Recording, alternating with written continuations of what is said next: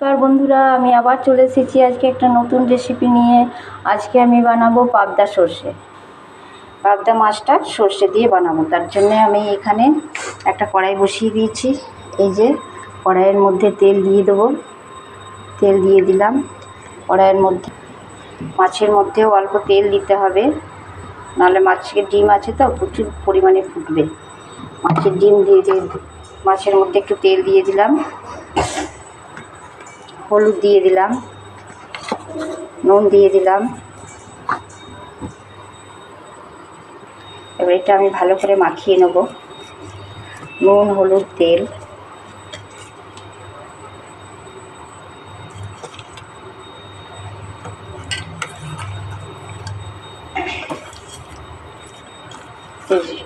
নুন হলুদ আমার মাখানো হয়ে গেছে।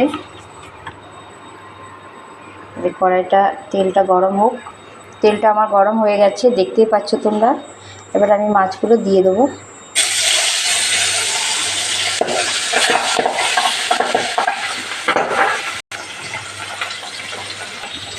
এই যে বন্ধুরা, আমার একটা পিঠ মাছের হয়ে গেছে।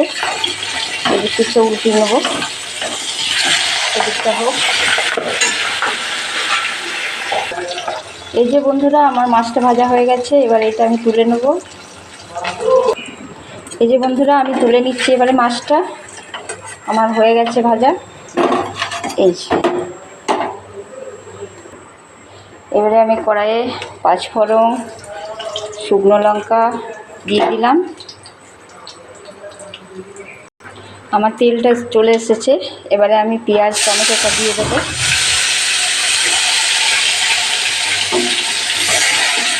পেঁয়াজ টমেটোটা একটু ভেজে নিই।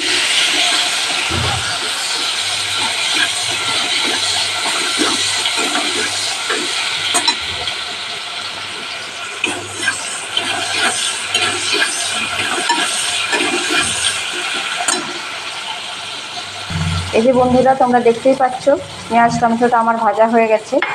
এবারে আমি এখানে হলুদ, নুন, চিনি, আদা রসুনের পেস্ট সব দিয়ে দিলাম একসাথে। দিয়ে দিলাম, এটা আমি ভালো করে কষিয়ে নেব। সেদিনকে পোস্ত দিয়েছিলাম, আজকে পোস্ত দেবো না। আজকে যেহেতু সর্ষে করবো, এজন্য শুধু সর্ষে বাটাই দেবো।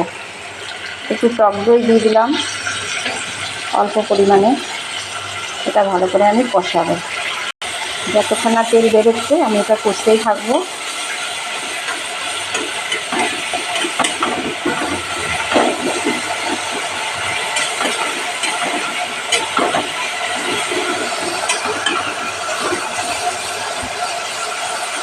এই যে তেল বেরিয়ে গেছে, তোমরা দেখতেই পাচ্ছ।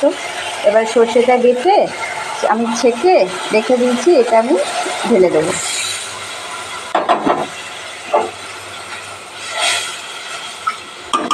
এটা ফুটে আসুক।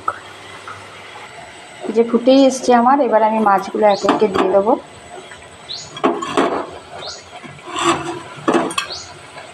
মাছগুলো দিয়ে দিলাম।